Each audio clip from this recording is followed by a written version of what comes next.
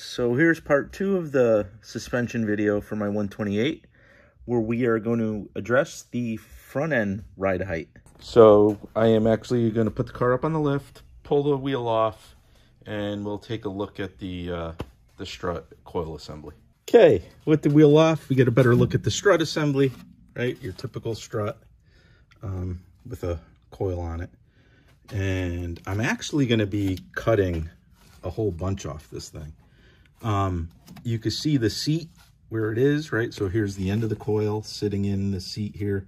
This little piece in between is like a nylon cushion. So when I cut, I'm going to cut here, right?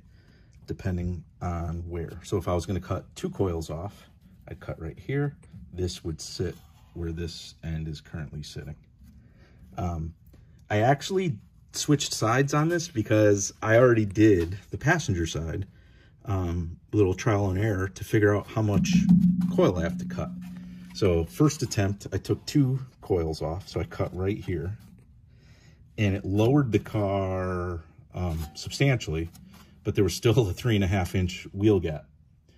So then I took another 2 off, which I can't believe. I can't believe I cut 4 coils off this.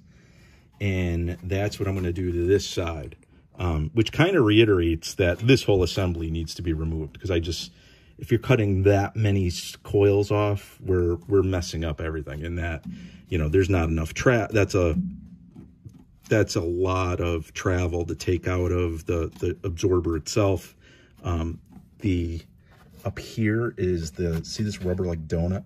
This is the bump stop, so it's on the inside. There's this rubber piece mounted to this like metal sleeve, and this inserts from the top. So that really needs to be shortened up.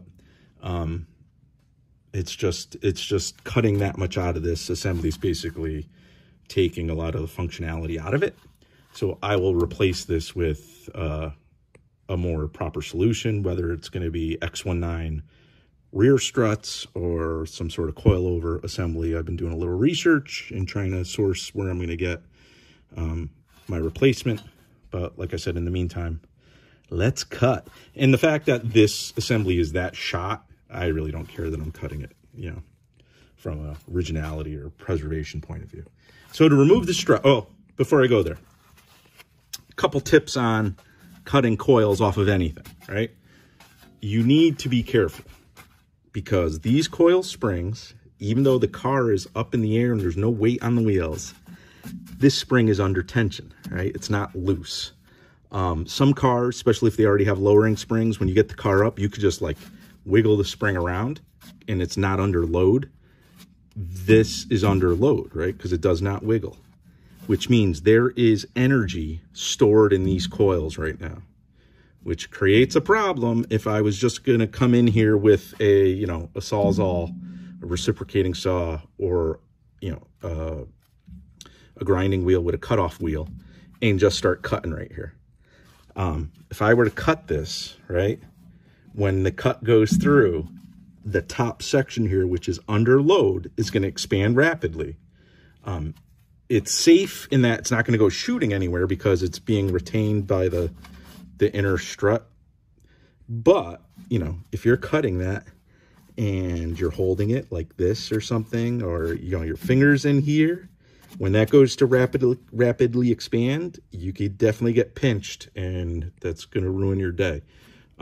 The other thing it's going to do is, say I were to cut it here, right? The top section would expand, kind of pinch the piece that you then need to remove. And then the piece you need to remove, because it's more than one whole coil, you got to figure out how to get it out. So you probably have to make another cut somewhere to get it off of almost like C shapes. So you need to just be careful when you're working with springs if they're under load. So the right way to do this, or the safest way, would be to remove the entire assembly. Okay, and even there's 2 things you could do. We're going to remove it. The best, safest thing to do is probably remove the top cap, the strut mount, remove the coil, make your cut, reassemble, okay?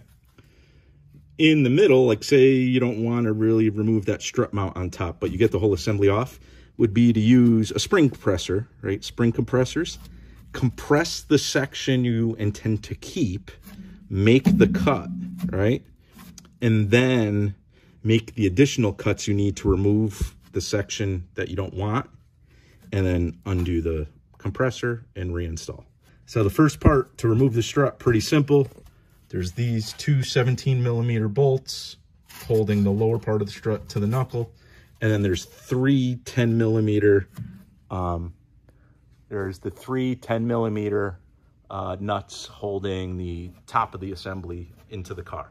So these three are going to come out, these two are going to come out, and then the strut will be removed. So here's the disassembled strut.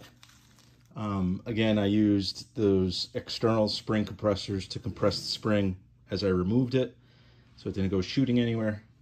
But now I'm going to cut. So this is the bottom. So if I wanted to cut one coil, I would do it right here. 1, 2, 3. But I'm going all the way up here, which is insane because it really gives me minimal travel when you look at that bump stop. But I'm going to cut it there because that's the height I want. And then I got to figure out what the correct replacement parts would be. So we are cut. And now it's just taking that insulator, put it at the bottom there, and reassembling. Here's the strut all reinstalled with the shortened spring. You can see kind of the fresh cut sitting where it's supposed to there. So we are gonna pop the wheel back on and drop it down and see what it looks like. And you can also see I cleaned up the inside of the fender well. All right, time to lower it, see where we ended up.